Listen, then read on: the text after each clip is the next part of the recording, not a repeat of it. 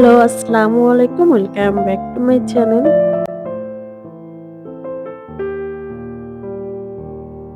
সবাই কেমন আছেন? আশা করছি আমার সকল ভিউয়ার্সরা, ভাইয়েরা আপনারা যে যেখানে আছেন ভালো আছেন, সুস্থ আছেন।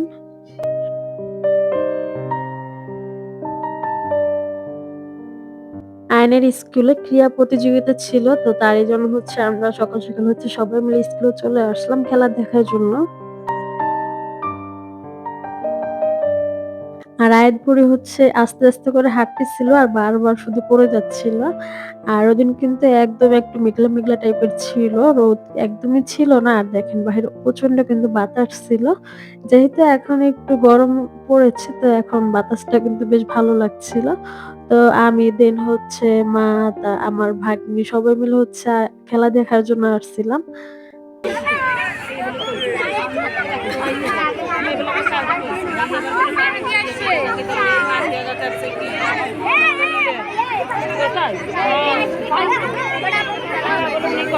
এখানে সি গ্রুপ আর ডি গ্রুপ তাদের জন্য ছিল চকোলেট ডোর আর এ আর বি এর জন্য ছিল জাস্ট এমনে ডোর। তো ওরা এই যে বাচ্চাদেরকে চকোলেট ডোর মানে চকোলেট অবশ্য না বিস্কিট ছিল মনে হয়।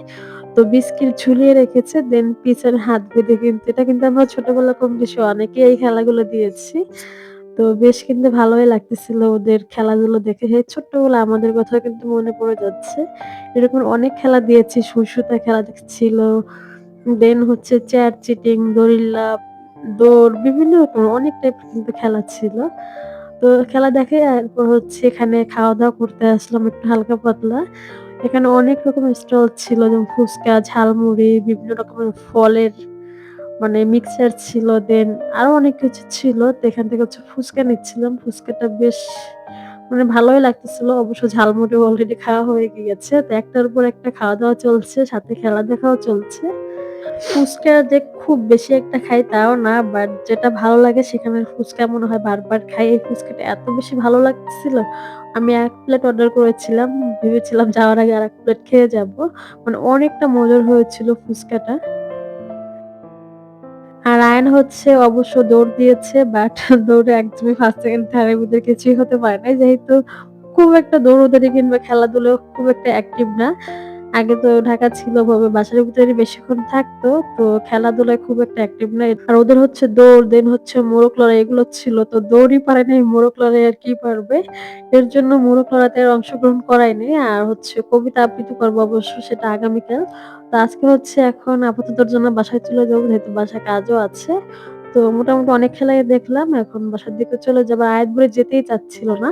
ফার্স্ট অফ অল এসে একটু কান্নাকাটি করতেছিল। বাট এখন যেহেতু দেখে অনেকটা হাঁটাহাঁটি করে বেশ মজাই পাচ্ছে এখন আর সে বাসায় যাবে না। তো এখন পিছে, পিছে তার নানু তার পিছে, পিছে ঘুরতেছিল। আর ডিপ-ডাপ সে জাস্ট পড়ে যাচ্ছিল। তো যাই হোক। এখন বাসার দিকে আমি চলে যাব। কালকে অবশ্য আমি আসবো না। মাকে দিয়ে পাঠিয়ে দেব ছেলেকে দিয়ে যেহেতু কবিতা আবৃত্তি করবে। আর এদিকে এসে রান্নাবান্নার কাজে লেগে পড়লাম। যেহেতু অনেকটাই বেলা হয়ে গিয়েছে। প্রায় ১২টা ১২:৩০ মতো বাজে। তো এসেই রাইস কুকারে ভাত বসিয়ে দিচ্ছি। চালটা ধুয়ে এখন বসিয়ে দিচ্ছি। আর সাথে আজকে লাউ রান্না করব আর একটু মুরগির মাংস রান্না করব ওদের জন্য। কারণ বাচ্চারা দেখা গিয়েছে লাউর তরকারিটা খাবে না। ওদের জন্য শুধু চিকেনটা রান্না করব।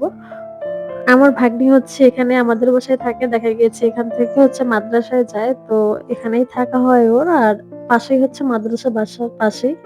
তো ওখানে মাদ্রাসায় যায় আমাদের বাসায় থেকেই। লাউটা গতকাল কিনেছিলাম। বিকেলের দিকে বাজারে গিয়েছিলাম। তখন আনা হয়েছে। অবশ্য সেই ধনিয়া পাতা আনতেই ভুলে গিয়েছি। লাউ তরকারিতে একটু ধনিয়া পাতা দিলে কিন্তু খেতে আরো বেশি ভালো লাগে। আমি এটা টাকি মাছ দিয়ে রান্না করব। টাকি মাছ কিংবা চিংড়ি মাছ অনেকে আবার মুরগির মাংস দিয়ে রান্না করে থাকে। মানে একেকজন একেক রকমের রান্না করে থাকে। যেভাবেই রান্না করে না কেন সেভাবেই কিন্তু খেতে মোটামুটি ভালোই লাগে। এখানে লাউটা ভালো করে কেটে নিয়েছি। এখন এই যে মুরগির মাংসটা বের করে নিয়েছিলাম। তো ঝটপট করে রান্নাটা শেষ করব আর ক্ষুধাও লেগে গিয়েছে। আগে না দেখা যেত আমি না খেয়ে ১ বেলা ২ বেলা অনায়াসে থেকে থাকতে পারতাম। কিংবা দেখা যেত যদি কোনো কারণে রাগ করতাম তাহলে তো ১ দিন ২ দিন এভাবে না খেয়ে থাকতে পারতাম। বাট এখন আর কেন জানি পারি না। এখন রাগ একদিকে আর খাওয়া-দাওয়া আরেকদিকে। মানে রাগ হোক যা হোক জাস্ট খাবার খেয়ে নিবো। বাট আগে হচ্ছে ওরকমের ছিল না। আগে রাগ করলে দেখা যেত একদম না খেয়ে থাকতাম ১ দিন ২ দিন। বাট এখন ওটা পারিও না আর করিও না। মানে রাগ হোক, আগে খাওয়া-দাওয়া করে নিবো। এরকম একটা অবস্থা। তো যাই হোক এখন ওই যে ভালো করে হচ্ছে মসলাকে কষিয়ে নিচ্ছি। আজকে হচ্ছে আমি একদম লাউ তরকারিটা একদম হচ্ছে কাঁচামরিচ দিয়ে রান্না করে নিচ্ছি অল্প ঝাল দিয়ে। কোনো এখানে গুঁড়ো মরিচ এড করিনি। আর এখানে এই যে মাছগুলো এড করে দিয়েছি। দেন একটু কষানো হয়ে গেলে এখন হচ্ছে এই যে লাউটা এড করে দিচ্ছি। লাউটা এখন দেখছি অনেকগুলোই লাগছে। অবশ্যই এটা সিদ্ধ হয়ে কিন্তু কমে যাবে।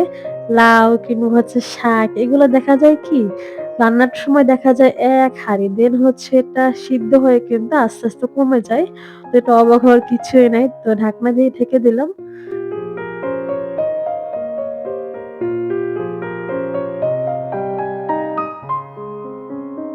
দেখেন এখনো কিন্তু পুরোপুরি রান্না হয়নি। এখনো কিন্তু অনেকটাই কমে গিয়েছে। তো পুরোপুরি রান্না হলে কিন্তু আরো অনেকটাই কমে যাবে। তো হয়ে গেলে জিরার গুঁড়ো দিয়ে নামিয়ে নিয়েছি। কি আর করা যেহেতু আমার কাছে ধনিয়া পাতা ছিল না। আর এখানে এই যে মুরগির মাংসের জন্য ভালো করে হচ্ছে মসলাকে কষিয়ে নিচ্ছিলাম।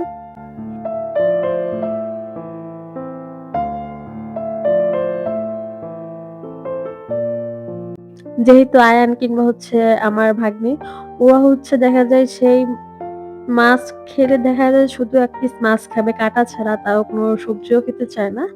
ওদের জন্য আমার ২-১ দিন পর, পরই দেখা যায় অল্প, অল্প করে হচ্ছে মুরগির মাংসটা রান্না করতে হয়। এর জন্য একদম রেগুলার বেসিক এ যেভাবে রান্নাটা হয় ওভাবেই করে থাকি। স্পেশাল ভাবে কোনো কিছুই করা হয় নাই। তো একদম নরমালি ভাবে হচ্ছে ওদেরকে আমি মুরগির মাংসটা রান্না করে দিচ্ছি। আর সাথে হচ্ছে যেহেতু নতুন আলু উঠেছে, একটু নতুন আলু এড করে দিব। একটু ঝোল, ঝোল করে রেখে দিব যাতে দুপুরে আর সাথে হচ্ছে বিকেলেও খেতে পারে। এখন যেহেতু দেখা যায় দুপুরে আর বিকেলে একই খাবার খাওয়া হয়, ওভাবে বিকালের জন্য আর স্পেশাল আলাদা করে কিছু করা হয় না। যদি ৩ বেলা রান্না করতে যাই আমার গ্যাসের ১২টা বেজে যাবে। ১৫ দিনে কিন্তু আমার গ্যাস যাবে না। এর জন্য দুপুরে একবারে হচ্ছে রান্নাটা শেষ করে ফেলে, একবারে ২ টা তরকারি রান্না করে ফেলি। তাহলে কিন্তু সারাদিনও হয়ে যায় দুপুরে আর বিকেলে। তো রান্নাবান্না শেষ করে বাসার সাইডে যেহেতু একটা মুদিখানা ছিল, তো সেখান থেকে টুকিটাকি একটু মানে বাজারও নিয়ে আসলাম, যেগুলো একদম বেসিক দরকার ছিল। আর আমার কেন জানি একটা বদঅভ্যাস বলতে পারেন। যে খাবারটা আমার ভালো লাগে ওই খাবারটা আমি বারবার খেতে থাকি। এই বিস্কিটটা আমার কয়েক প্যাকেট যে শেষ করা হয়েছে মানে ৩ থেকে ৪ টা আমি একাই শেষ করে ফেলেছি। মানে একটু সল্টেড টাইপের তো খেতে বেশ ভালোই লাগে। তো এখন আমার শুধু এই বিস্কিটটাই চলছে। জানি না আগামী কতদিন পর্যন্ত এই বিস্কিটটা আমার চলতে থাকবে। চা কিংবা কফির সাথে খেতে বেশ ভালোই লাগে। যেহেতু খুব বেশি মিষ্টি না একটু সল্টি টাইপের তো ভালোই লাগে। আর এইখানে কফি দেখেন, কফি খেতে গেলে টাকা মনে হয় সব শেষ। এটা গত বছর আমি খেয়েছিলাম ৳৯০ করে ছিল। মানে ছোট পিসটা। এখন ৳১৫০ হয়েছে। শুধু এই ছোট জারটার দেখেন। কি পরিমাণে দাম যে বেড়েছে কফির। তো এই ছোট জারটা আনার কারণ হচ্ছে আমি জারগুলো একটু কাজে লাগাবো, একটু ক্যান্ডেল বানাবো। এর জন্য ছোট জারটা এনেছি। আর না হয় এর থেকে বড় যে জার ওগুলো আমার অনেক আছে বাসায়। তো ভাবলাম এই ছোট ২ টা নিয়ে যাই। আমার শেষ হয়ে গেলে একটু ক্যান্ডেলেরও কাজে লাগবে। মানে জারটা কাজে লাগবে। সুন্দর কিউট টাইপের লাগবে। এর জন্য ছোট ২ টা আনা হয়েছে। বাট দাম এত পরিমাণে বেড়ে যাবে মানে ভাবা যায় না। কি আর করার যেহেতু কফি খাই এর জন্য দাম বাড়লেও কফিটা খেতে হবে ছাড়তে আর পারি না। তো এখানে যে বানিয়ে নিয়েছি একদম সিম্পলি ভাবে সাথে উপর দিয়ে আবার একটু কফি পাউডার এড করে দিচ্ছি যাতে দেখতেও ভালো লাগে। আর যেহেতু ঘন গরুর দুধ দিয়ে আমি হচ্ছে বানিয়েছিলাম, গরুর দুধটা জাল দিয়ে। তো কফিটা খেতে আরো বেশি ভালো লাগতেছিল। আর সাথে একটা বই নিয়ে নিয়েছি। এটা আমি রিসেন্টলি কিনেছি অনলাইন পেজ থেকে। ইদানিং বই পড়তে বেশ ভালোই লাগছে। অবশ্য এখন ওই বইটা পড়া শুরু করিনি। তো শুরু করব। ১ পৃষ্ঠা ১ পৃষ্ঠা করে ১ম থেকেই শুরু করব। তো ঠিক আছে আজকের মতো ভিডিওটা এখানে শেষ করে দিচ্ছি। আল্লাহ হাফেজ। আসসালামু আলাইকুম and thanks for watching.